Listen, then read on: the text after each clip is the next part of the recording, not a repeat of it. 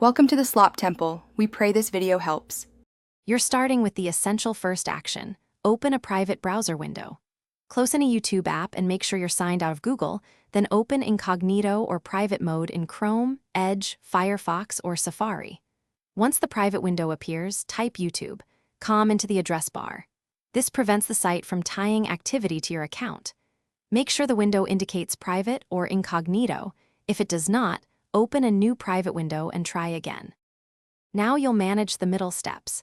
Confirm YouTube shows no signed-in avatar, or it may say, not signed in. If a sign-in prompt appears, ignore it. Do not enter credentials. Use YouTube controls for playback, but remember personalized recommendations and subscriptions won't be available because you're not logged in. If you need region or caption settings, change them from the player controls. These persist only for that incognito session. This keeps history and recommendations separated from your account. Finish by closing every incognito window.